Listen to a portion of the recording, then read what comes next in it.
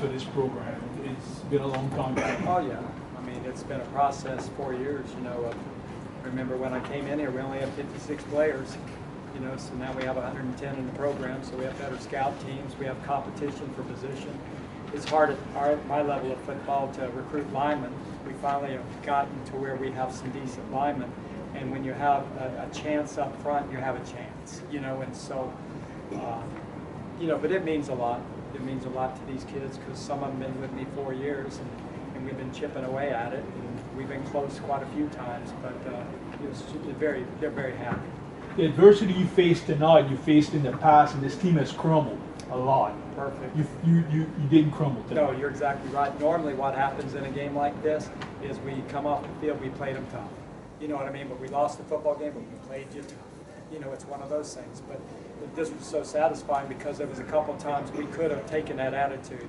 I know even losing Kalen, you know, because Kalen was playing very good football, you know, the first half, which he played very good versus Oregon too. And that was a tough one. Scotty came in, I was trying to redshirt him. Bo Bear suffered a concussion against Oregon, so I was just trying to patch it together. And so again, we did face adversity. The defense bent some. They got a good offense. They got it rolling in the second half in particular. But our defense still made some plays. They made a nice stop on the goal line. And then, of course, at the end of the game, to save the game there with a nice interception. So there's a lot to build on. Just elaborate a little bit more on Toscani. I mean, you always play away when you back up, and whether you were going to expect him to play or not, he really just got forced into a situation. Well, Toscani, I told him before the game that you know, if it meant having a chance to win this football game, there wasn't no red shirt. He agreed with me. And unfortunately, since I've been here, you know, I've been blessed during my career to develop quarterbacks, but my problem here is keeping them healthy. Yeah. Because we start playing some really good football and them understanding, and then this happens. But back on Toscani, Toscani's more of a runner, but he's getting to be a better thrower.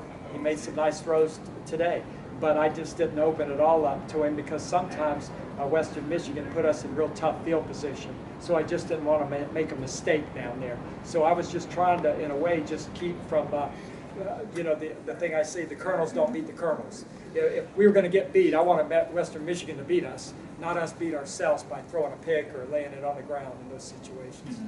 Talk about, you know, they come on the second half. It seemed like they did have renewed energy once they knew Kalen was out of the game. Yeah, I think anybody would. The biggest thing I told the guys on the team, Kalen doesn't play defense, and Kalen doesn't play special teams. You know, Kalen's not a one-man show. He's just been in our program 2 games. So I said, we're very capable. Other guys got to step up. I got to get Toscani's feet on the ground a little bit. And, you know, he got going. Toscani, you know, I ran him a few times, probably too many, but that got his blood flowing a little bit. You talk about your defensive player.